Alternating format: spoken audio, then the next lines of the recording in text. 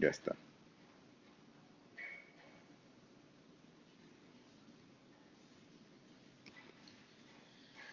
Bien, entonces la infección es la causa principal de muerte en la tercera parte de las personas mayores de 65 años.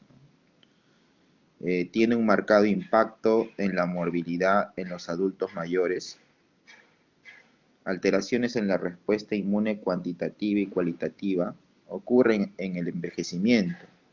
Lo que pasa es que cuando la persona se va haciendo más adulta, el sistema inmunológico también se va envejeciendo, ¿no?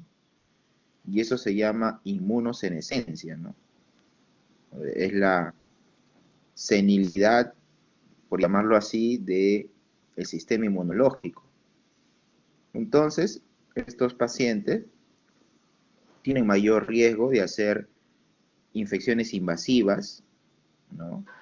Tienen mayor riesgo de hacer infecciones por patógenos intracelulares, por ejemplo, tuberculosis, ¿no? Salmonelosis, etcétera. Y tienen ellos, los pacientes mayores de 65 años, tienen una respuesta deficiente a las vacunas, ¿no? Entonces, vacunar a un paciente de mucha edad implicaría de que la vacuna sea poco eficiente, ¿no? Por la poca respuesta inmunológica que tienen los pacientes adultos mayores, ¿no? Se ha visto eso, ¿no? Pero digamos también va a depender de la vacuna y va a depender también de las características del paciente, ¿no? No todos los pacientes son iguales. Entonces, este deterioro en los mecanismos de defensa también hace que los pacientes sean susceptibles a infecciones fúngicas, a infecciones virales, ¿no? Por ejemplo, en pacientes mayores de 60 años se ve con frecuencia el herpes zóster, ¿no? Que es una reactivación del virus de la varicela que normalmente nos ha tocado tenerla de niños, ¿no? Entonces los adultos mayores mayores de 60 años tienen mayor riesgo de hacer infección herpes zóster, ¿no?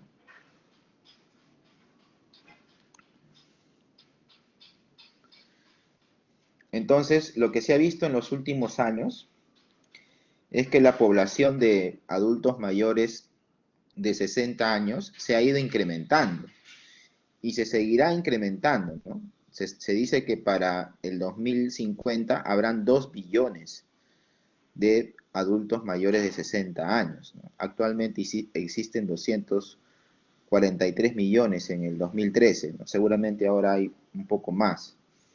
Entonces, la población adulta mayor ha ido aumentando. ¿Por qué? Porque la esperanza de vida de la población también ha ido incrementándose, ¿no? La medicina ha avanzado y bueno, los adultos cada vez vemos población más senil, ¿no? Las infecciones respiratorias, principalmente neumonía, dan razón de la mayoría de las hospitalizaciones. Generalmente estos pacientes hacen neumonías, también hacen cuadros de sepsis por ITU, ¿no? Por infección del tracto urinario, porque se ha visto que es más frecuente en pacientes mayores de 85 años. Con respecto a la fiebre, esta puede estar ausente, ¿no? En el curso de una infección aguda, hasta en la tercera parte de los pacientes, ¿no? Puede estar ausente la fiebre. La disminución de la capacidad termorreguladora, así como una respuesta y producción anormal a los pirógenos endógenos, es lo que ocasiona que el paciente no tenga fiebre. Entonces, no hay que confiarnos, ¿no? Un adulto mayor puede tener una infección aguda y puede que esté sin fiebre. Pero bueno, hay que evaluar otros elementos, ¿no? No solamente la fiebre, otras cosas más. Y tener un paciente adulto mayor con una temperatura de 37.8, ya podríamos decir que es febril, que ya está con fiebre. O dos temperaturas orales repetidas mayores de 37.2 o rectal mayor de 37.5, ya también podemos decir que está con fiebre. O un incremento de 1.1 grados centígrados de su temperatura basal. De repente el paciente, su temperatura basal era 36.5, 36.2, 36.3, un incremento de 1.1 que te da 37.4 grados centígrados, 37.5, ya te dice de que probablemente el paciente tenga fiebre, ¿no? Y no necesariamente tener los 38 grados centígrados que todos conocemos, ¿no? Entonces, la sepsis es una enfermedad común y mortal y costosa en todo el mundo. Es común porque la mayoría de los pacientes vienen con un cuadro infeccioso evolutivo, mal manejado en casa y llegan al hospital en sepsis, ¿no? Es mortal, claro que sí, y costosa, costosa porque demanda días de hospitalización, incluso en casos de sepsis severa o shock séptico, el paciente debe estar en una unidad de cuidados intensivos, ¿no? Con todo lo que eso significa. Es una de las causas más comunes de muerte entre los pacientes hospitalizados en la UCI, difícil de diagnosticar en escenarios donde existen muchas comorbilidades y enfermedades subyacentes. Las definiciones de sepsis y shock séptico centradas en la respuesta inflamatoria del huésped se han mantenido sin cambios desde el consenso de 1991.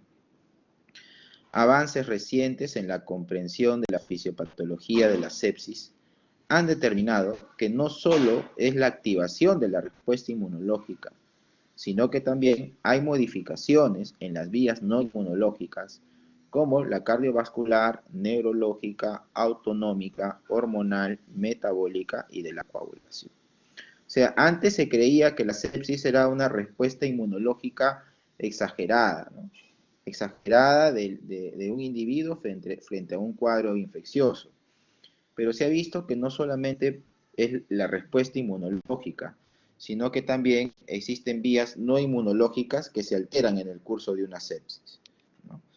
Como la cardiovascular, neurológica y todas las demás, ¿no? Es por eso que un paciente con sepsis puede estar haciendo hipotensión. Un paciente con sepsis puede hacer trastorno de sensorio, ¿no? Desorientación, confusión, puede estar haciendo taquicardia, ¿no? Alteración de la presión arterial, de la frecuencia cardíaca, de la temperatura. Metabólica, porque un paciente con sepsis puede tener, digamos, hiperglicemia. Y de la coagulación, sabemos que los pacientes con sepsis que van hacia el shock séptico tienen, pues, pueden hacer coagulación intravascular diseminada, ¿no? El concepto de sepsis 1 se enfocaba básicamente en la respuesta sistémica a la infección, ¿no? Le daba mucha importancia a la respuesta sistémica, a la respuesta inmunológica a la infección, ¿no? Entonces, esta definición de 1992 decía de que para que un paciente sea diagnosticado de sepsis, tenía que tener el síndrome de respuesta inflamatoria sistémica, que ustedes lo conocen como SIRS, seguramente, más la sospecha de un foco de infección, ¿no? Es decir, si yo tenía un paciente con un cuadro de neumonía y este paciente cumplía con los criterios de SIRS, yo decía que el paciente estaba en sepsis de un foco respiratorio, ¿no? De un foco pulmonar. Entonces le daban valor a estos parámetros.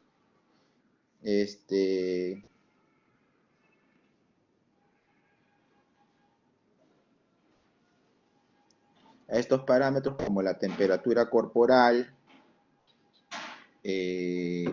la frecuencia cardíaca, la frecuencia respiratoria, la presión arterial de CO2 a través de un AGA o el recuento de glóbulos blancos, ¿no?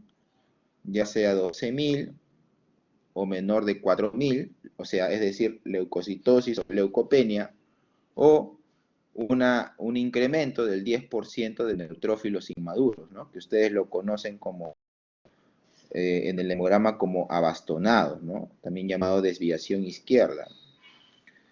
Entonces, si el paciente tenía 2 o más de estas alteraciones, decíamos que estaba haciendo un síndrome de respuesta inflamatoria sistémica. ¿Pero qué se vio con el concepto de sepsis 1? Se vio que el síndrome inflamatorio de respuesta sistémica no es exclusivo de la sepsis, ¿no? La sepsis está aquí, claro, el paciente con sepsis puede hacer un síndrome inflamatorio de respuesta sistémica, pero hay otras causas de SIRS no infecciosas como pancreatitis, los pacientes quemados, los politraumatizados, los pacientes que salen de sala de operaciones, etcétera, golpe de calor, que pueden hacer un SIRS, pero que no significa de que tengan un cuadro infeccioso. También además se ve de que no solamente la bacteria causa sepsis, sino que también puede ocasionarla otros microorganismos como los hongos, los parásitos, los virus, ¿no? Entonces, ¿puede haber sepsis por hongos? Claro que sí. ¿Puede haber sepsis por parásitos? ¿Puede haber sepsis por virus? Claro, la que estamos viendo el coronavirus, ¿no? Los pacientes con coronavirus hacen sepsis, cumplen con los criterios de sepsis, y es por un virus, ¿no? No es por una bacteria. Entonces no necesita antibióticos, sino que nosotros se nos ha inculcado, se nos ha enseñado de que cuando un paciente está séptico es porque necesariamente es una bacteria, y no es así, ¿no? Entonces hemos visto que SIRS es inespecífico. No significa que el paciente tenga un cuadro infeccioso. SIRS puede verse en otras entidades no infecciosas. Entonces aparece el concepto de sepsis 2, que lo define como un síndrome clínico caracterizado por la presencia de una infección y un síndrome de respuesta inflamatoria sistémica, ¿no?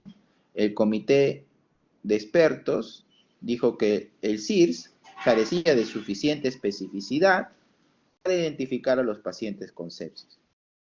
Como resultado, el comité amplió la lista de hallazgos clínicos y de laboratorio para facilitar la utilidad de los criterios para el médico de cabecera. Se vieron ellos de que SIRS es inespecífico. Entonces lo que hizo el panel de expertos es ampliar, ¿no? Ampliar la lista de hallazgos clínicos y de laboratorio. Entonces, ampliaron la lista de datos clínicos y de laboratorio. Por ejemplo, ustedes se darán cuenta de que en SIRS no consideraba la presión, y acá están considerando la hipotensión como un parámetro. No consideraba el estado mental alterado, y aquí en el consenso del 2001 sí lo considera. No está considerando el edema o el balance positivo. Acá lo está considerando. No está considerando el hilio, no consideraba el hilio, acá lo considera. Entonces se agregan variables clínicas y de laboratorio. Por ejemplo, en los criterios de SIR no estaba la proteína C reactiva elevada o procalcitonina, y acá sí lo consideran, ¿no? Entonces se agregan una serie de factores clínicos y de laboratorio para poder, digamos, hacer de que el médico tenga más elementos clínicos y laboratoriales para poder diagnosticar mejor un cuadro de sepsis. Pero miren, son una lista grande de cosas, ¿no? Y por ese motivo aparece el concepto de sepsis 3, que es la nueva definición y es la que está ahorita en vigencia. Entonces las sociedades americanas, tanto de americanas y europeas de medicina intensiva, actualizaron la definición de sepsis y shock séptico. Y fueron publicados hace algunos años en la revista JAMA, debido a una mayor comprensión de la respuesta sistémica nociva a la infección. Los miembros del equipo multidisciplinario propusieron que la sepsis ahora se define como disfunción de órgano que amenaza la vida, causada por una respuesta no controlada del huésped a la infección. Disfunción de órganos que amenaza la vida, causada por una respuesta no controlada del huésped a la infección. Entonces, lo que te dice en sepsis 3, en el concepto de sepsis 3, es que para que tú digas que el paciente tiene sepsis, claro, tiene que tener un cuadro infeccioso, o sea, tiene que haber una infección, pero que además debe haber compromiso de algún órgano. O sea, debe haber disfunción de algún órgano. Por ejemplo, si yo tengo un paciente con una infección urinaria y veo que la creatinina ha empezado a levantar, está haciendo una falla renal aguda, más el cuadro infeccioso de infección del tracto urinario, eso es sepsis, sepsis de foco urinario, ¿no? O puede ser también que un paciente con una infección urinaria comience a hacer hipotensión o comience a hacer presiones arteriales con tendencia a la baja, ¿no? Entonces, eso ya es sepsis. Claro, si es una hipotensión que responde a fluidos, es sepsis, pero si no responde a fluidos y requiere uso de vasoactivos, eso ya es shock séptico, ¿no? O tenemos un paciente con neumonía y vemos que el perfil de coagulación empieza a alterarse, ¿no? El INR, el tiempo de protrombina empiezan a prolongarse. Entonces ya tenemos un paciente con una infección, pero que está haciendo disfunción de un órgano, en este caso el sistema hematológico. Y eso ya es sepsis, ¿no? Entonces, para eso se determina qué cosa tenemos que evaluar, a qué cosa vamos a llamar disfunción de órgano, a qué cosa vamos a llamar disfunción de órgano. Entonces, decía que para evaluar la parte renal tendríamos que ver la creatinina, que esté elevada, o que el flujo urinario esté disminuido. Si queremos evaluar el sistema nervioso central, tendríamos que evaluar la escala de Glasgow y ver el estado mental del paciente. Si queremos evaluar el sistema cardiovascular, tenemos que ver la presión, ¿no? En la parte hepática vemos la bilirrubina, ¿no? Si vemos un paciente que está elevando bilirrubinas en el contexto de un cuadro infeccioso, es porque está haciendo disfunción hepática. Y en la coagulación lo que evalúan es la trombocitopenia, ¿no? Trombocitopenia. Y en la parte respiratoria evalúa el PAFI, ¿no? Entonces, cuando el PAFI empieza a caer, entonces decimos que hay ya una disfunción respiratoria. Entonces, si tenemos un paciente con un cuadro infeccioso con cualquiera de estas disfunciones, eso es sepsis.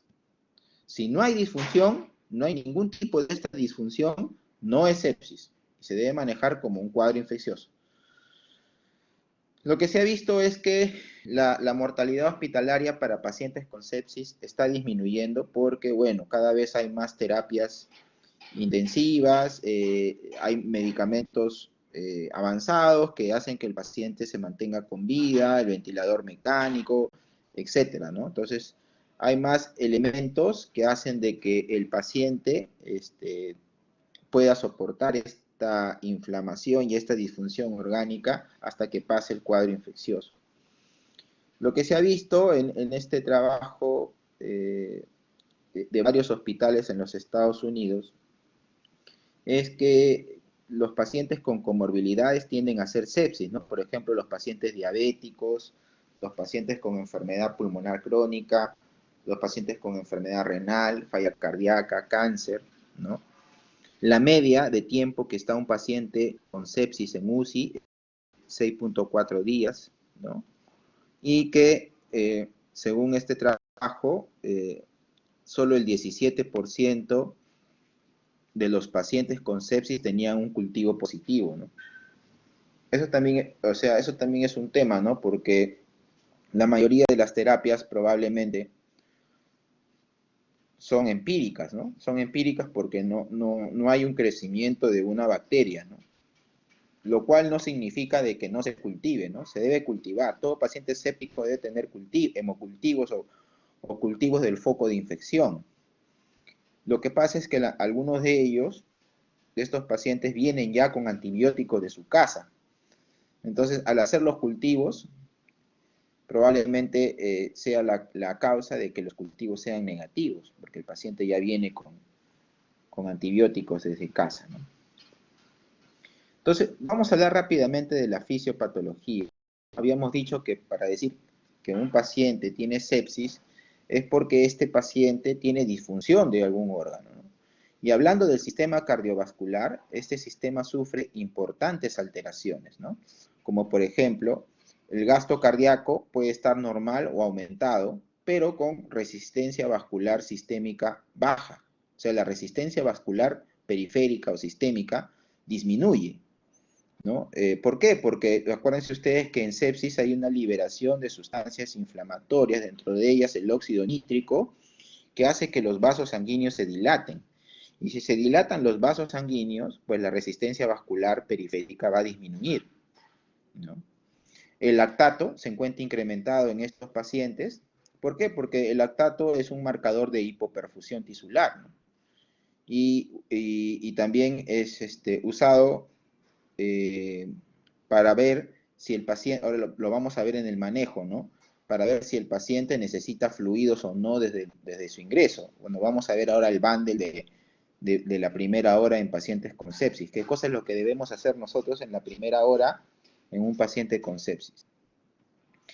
El endotelio puede ser considerado un órgano que cubre un área de 1000 metros cuadrados y tiene un importante papel en la regulación del tono vasomotor, el movimiento de células y nutrientes hacia y desde los tejidos, el sistema de coagulación y el equilibrio de la señalización inflamatoria y antiinflamatoria. El endotelio también es un órgano que sufre en escenarios de sepsis, ¿no? Hay alteraciones en la microcirculación, ya les había comentado, pacientes con sepsis, con gran carga bacteriana o fúngica, o lo que fuera la causa de la sepsis, lo que ocasiona es generación de microtrombos y tapones de leucocitos y glóbulos rojos que obstruyen la luz de los microvasos, provocando infarto y necrosis, ¿no? Infarto y necrosis. Entonces, cuando un paciente tiene una sepsis grave, shock séptico por una bacteria gram negativa, donde se ha usado una gran cantidad de vasoactivos para mantener la presión sanguínea, para mantener la presión arterial media por encima de 65, el paciente empieza a presentar necrosis de los miembros inferiores, de los dedos, ¿no? Entonces, por eso que ustedes escuchan en la noticia, ¿no? Paciente ingresa con mano y sale amputado, ¿no? O sea, ingresa por infección urinaria, por sepsis, y sale sin mano, ¿no? Así ponen en los periódicos, ¿no? En los diarios. Entonces la gente se horroriza, ¿no? Como estos médicos, el paciente ingresa por una cosa y le sacan la mano, le cortan la pierna, pero es porque probablemente sería porque en este paciente han usado una gran cantidad de vasoactivos que lo que ha hecho es que la circulación periférica se disminuya por la gran cantidad de vasoactivos, o lo otro es que esta sepsis que ha tenido el paciente o este choque séptico ha hecho que los microtrombos obstruyan la luz de los microvasos y eso haya ocasionado necrosis, ¿no? Entonces, eso puede pasar. No es frecuente, lógicamente no digo que todos los pacientes con vasoactivos hacen necrosis distal, pero hay algunos que sí lo hacen y lo hemos visto. Entonces, aquí es muy importante la comunicación del médico, con el paciente, ¿no? Del médico con el paciente. La comunicación es importante, ¿no? Para que el paciente o el familiar, en este caso sería el familiar, porque el paciente seguramente no está con sus facultades, para que el familiar sepa de lo que está pasando, ¿no?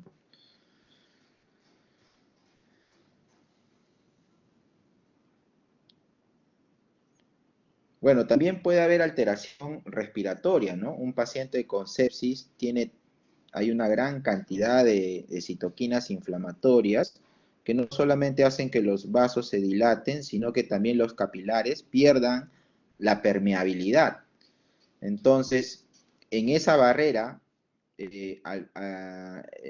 alveolo capilar se pierde esa unión y lo que ocurre en el pulmón es que el paciente comienza a hacer acumulación de líquido inflamatorio y eso se llama síndrome de distrés respiratorio agudo, ¿no? que se conoce con las siglas de ARDS, ¿no?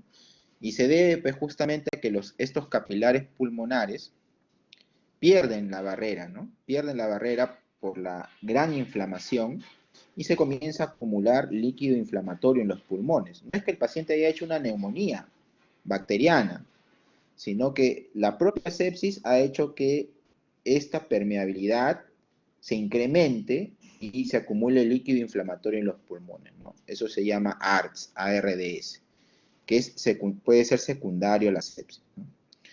Asimismo, también el epitelio intestinal se vuelve más permeable en el contexto de una hipercitocinemia, ¿no? Es decir, un incremento de las citocinas inflamatorias en la sangre. ¿Qué más? En el hígado también puede ocurrir el tema de la pérdida del aclaramiento de la bilirrubina por los hepatocitos y muchas otras funciones hepáticas cruciales, ¿no? Por eso que hemos visto que cuando hay disfunción hepática, el principal marcador que debemos de ver es la bilirrubina, ¿no? No vemos las transaminasas, sino vemos la bilirrubina. Bueno, y este es un esquema de todos los órganos que sufren en un paciente con sepsis. Un paciente con sepsis también puede hacer injuria renal aguda, no solamente por la hipotensión que secundaria a la sepsis, sino también por la polifarmacia que recibe, ¿no? Por todos los medicamentos que recibe el paciente, ¿no? Además de la hipotensión y de la inflamación secundaria a la sepsis. También hay encefalopatía, como les había comentado.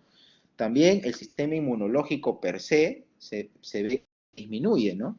Sobre todo las células CD4, ¿no? Vemos acá tres tipos digamos, de entidades donde las células CD4 podrían alterarse, ¿no? En el traumatismo, en escenarios no sépticos y en sepsis, ¿no? Y vemos claramente que el CD4 disminuye con un P estadísticamente significativo en sepsis en comparación a las otras entidades o a las otras circunstancias clínicas. El CD8 también vemos que disminuye, pero más en relación al paciente no séptico que a los pacientes con trauma. El CD3 también disminuye y lo que se incrementa es la natural killer, pero a un nivel no estadísticamente significativo, ¿no? Entonces vemos que los pacientes con sepsis tienen un deterioro de las células CD4, CD8 y CD3, ¿no? Por eso decimos que un paciente séptico es un paciente inmunosuprimido.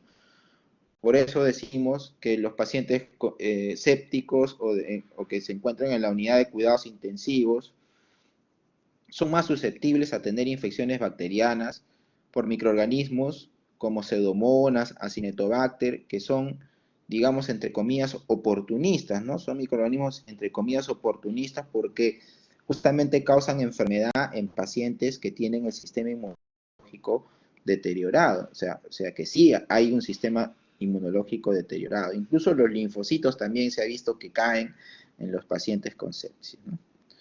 Bien, entonces, ¿por qué ocurre el tema de la sepsis? El tema de sepsis ocurre porque el cuerpo, el organismo, no regula la respuesta inflamatoria. Al no regular la respuesta inflamatoria, al no haber una respuesta inflamatoria compensatoria, ¿no? Al no haber una respuesta inflamatoria compensatoria, entonces el CIRS predomina, la inflamación predomina, y eso es lo que lleva al paciente a falla multiorgánica, injuria tisular, inmunosupresión, shock séptico y muerte, ¿no? Finalmente. Entonces, hay una serie de citocinas, en verdad, y he pasado la clase al doctor Cano y a su compañera para que la socialice con ustedes, o sea, estos pueden revisarlo con detenimiento, pero hay una serie de citoquinas que influyen en toda esta fisiopatología, ¿no? Radicales libres, el óxido nítrico, el complemento, interleucinas 1, 6, 10, ¿no?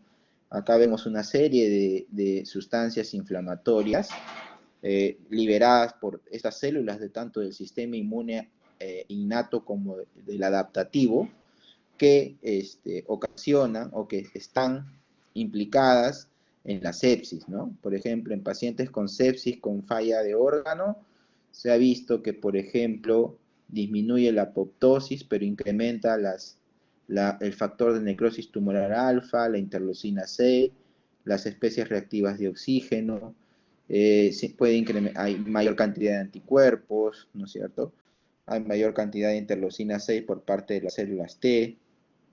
En pacientes con shock séptico y muerte, La interleucina 10 es la interleucina que predomina, ¿no? Un gran incremento de la interleucina 10, tanto por las células dendríticas, neutrófilos, macrófagos y otras sustancias inflamatorias, ¿no? Muy bien, entonces,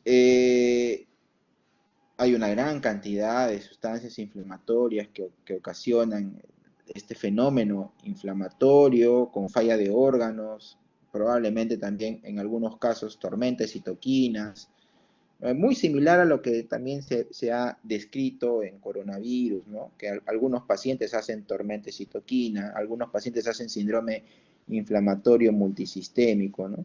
Y la ausencia de estas células T reguladoras hace de que todo este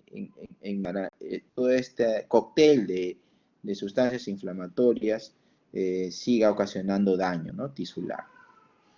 Entonces, para ver el diagnóstico existen consensos, ¿no? Cada cierto tiempo salen consensos, ¿no? Generalmente cada 2 o 3 años. Este año toca que salga un consenso, o si no, de repente el próximo año, del Surviving Sepsis Campaign, ¿no? Que es un grupo de expertos que se reúnen entre intensivistas, infectólogos, endocrinólogos, cirujanos, todas las especialidades que tengan que ver con el manejo de la sepsis, anestesiólogos, etcétera, se reúnen para actualizar, ¿no es cierto?, el manejo en relación a las últimas evidencias. Entonces, lo que tenemos acá es un bundle, ¿no? El bundle es un paquete de medidas que se deben instaurar en los pacientes con sepsis, ¿no? Y shock séptico. ¿Qué hay que hacer en un paciente con sepsis y shock séptico? Hay que entender que esto es una emergencia médica, ¿no? Que un paciente con sepsis y shock séptico no debe ser manejado en casa, no debe ser manejado ambulatoriamente, ni tampoco con medicamentos por vía oral, ¿no? Eso es lo primero que hay que entender, ¿no? No vamos a mandar a casa a un paciente séptico. Con mi grupo de práctica discutimos ayer un caso de un paciente séptico, ¿no? Que en varias oportunidades había sido mandado a casa con antibióticos por vía oral y les comentaba que eso es una acción que no se debe hacer, ¿no? No se debe hacer, ni al peor de los enemigos se le debe tratar de esa forma, ¿no? Entonces, independientemente de todo, tenemos que reconocer que la sepsis es una emergencia médica. Y lo que hay que hacer, según este bundle en la primera ola, es medir lactato. ¿Por qué? Porque el lactato es un marcador de hipoperfusión.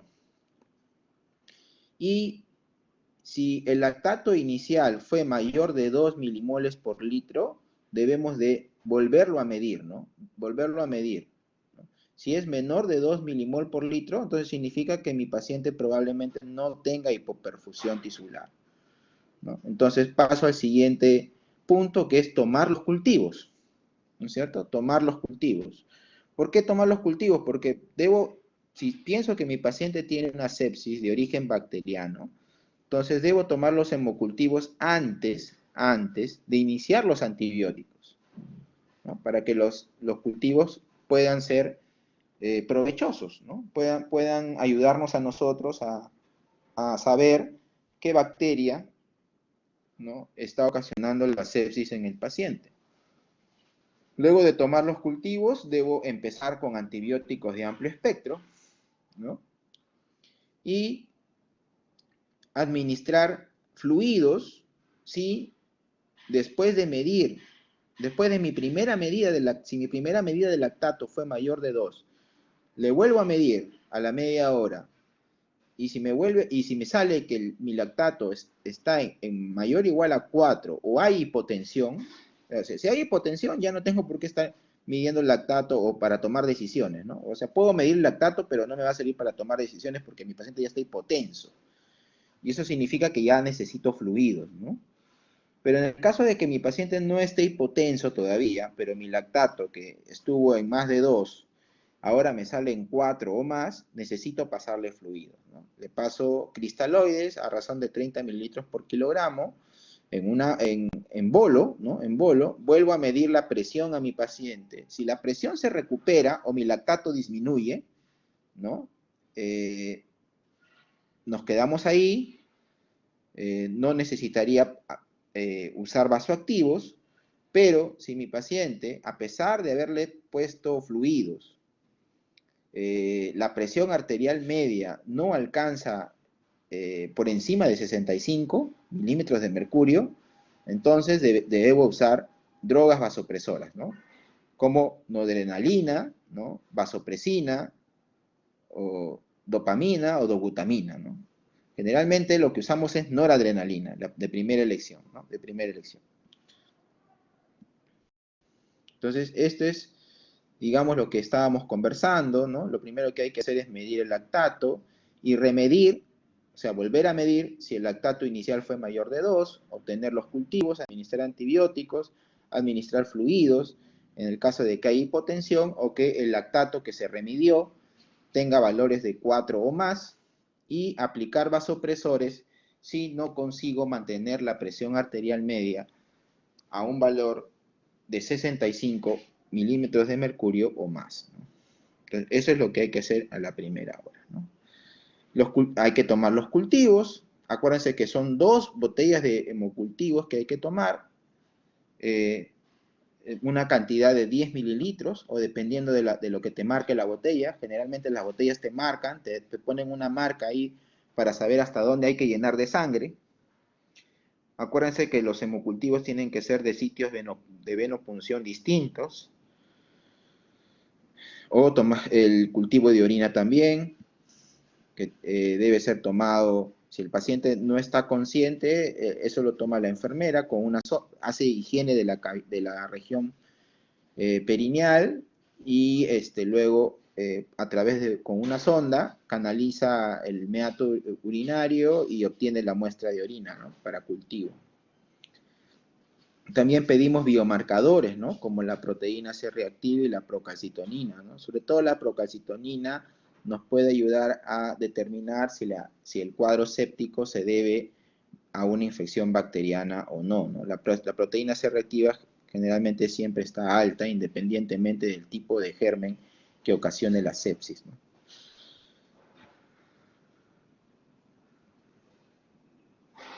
También medir lactato, que ya les había dicho la importancia del lactato. También hay otros marcadores como la proadrenomedulina, que no se usa actualmente.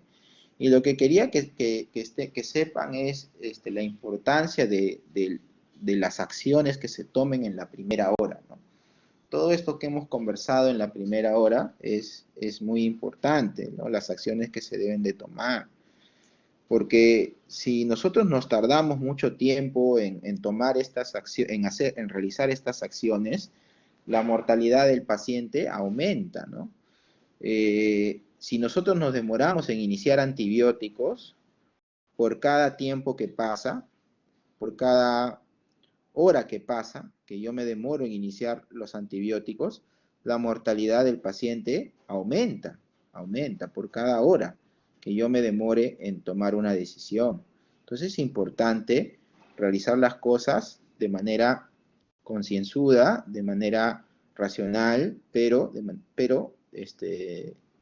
rápida, ¿no? Porque acuérdense que es una emergencia médica, ¿no? Ese es el principal concepto que les he repetido en varias oportunidades. O sea, no puede ser que ustedes tengan un paciente séptico a su costado y estén tomándose un café, o yéndose a almorzar, o chateando, o etcétera, sin hacer lo que les he dicho que deban hacer, ¿no?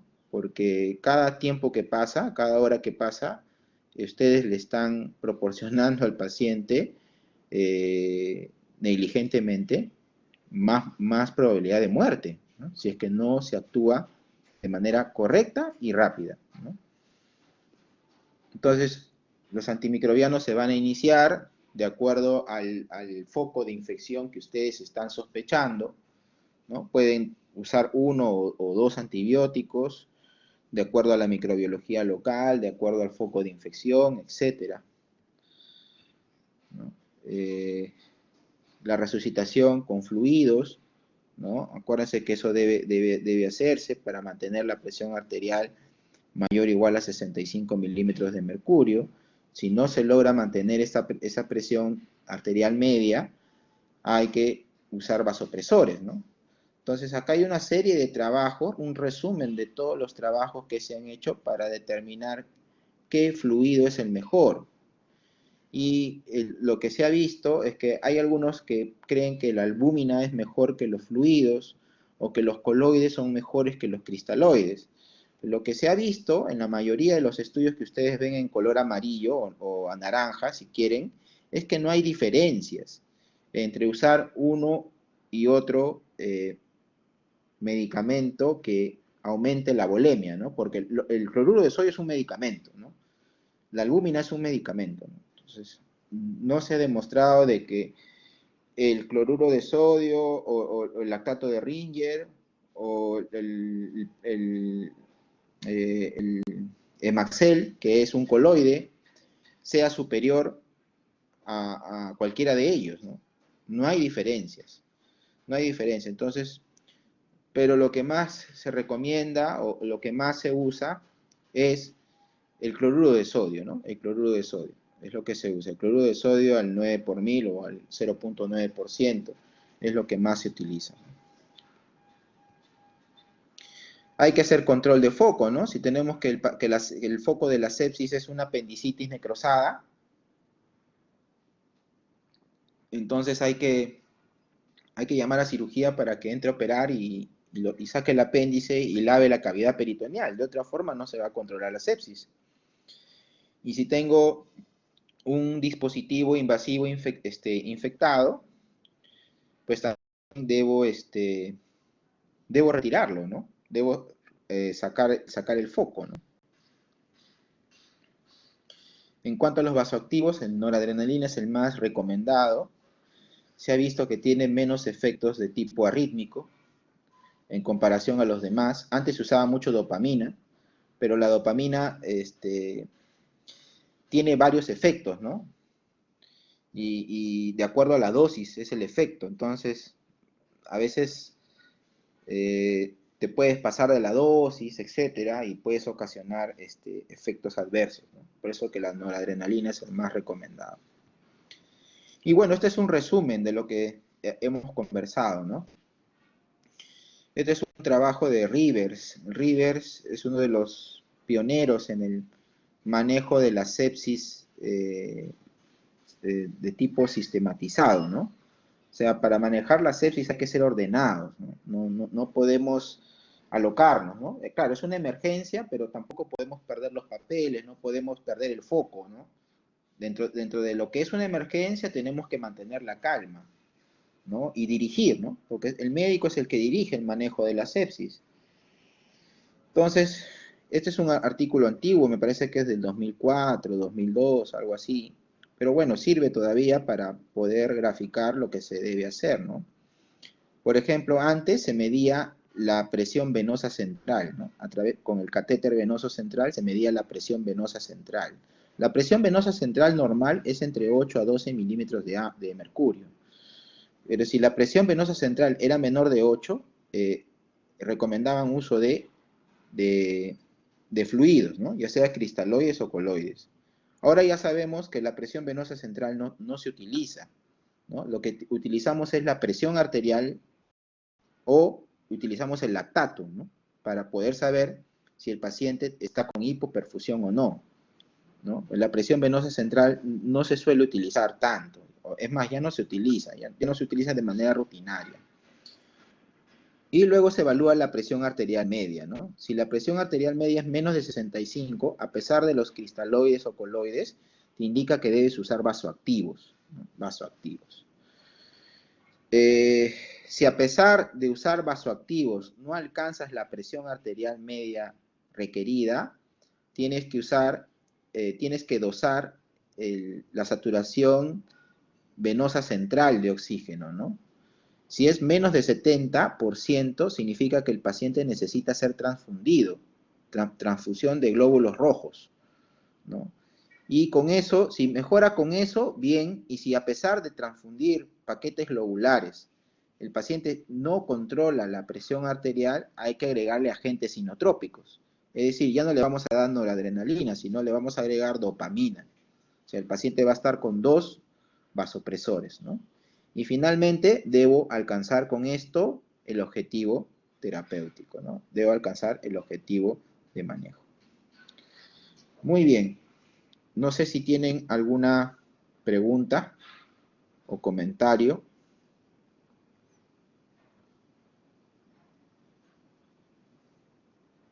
Jimena, te escucho. Sí, doctor. ¿Cuánto tiempo había que esperar para tomar, o sea, cuánto espacio de tiempo debe haber entre muestra y muestra para un hemocultivo?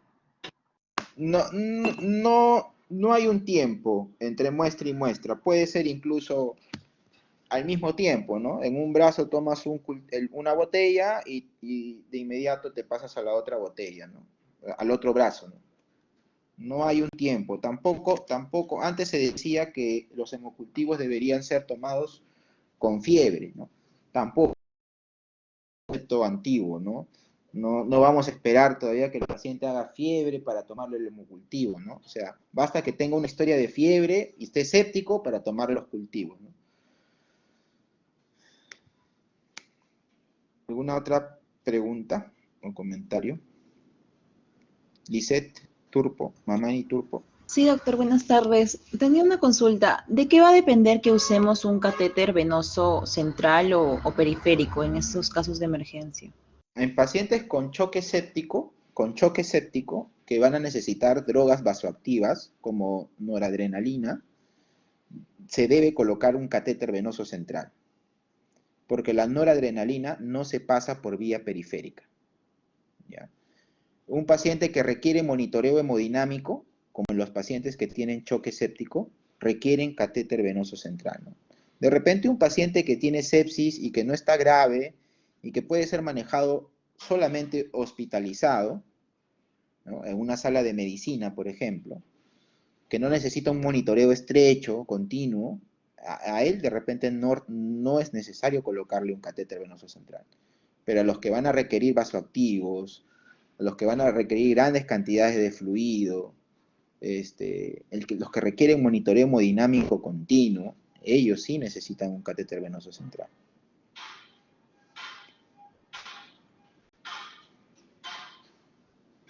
Gracias, doctor. ¿Alguna otra pregunta?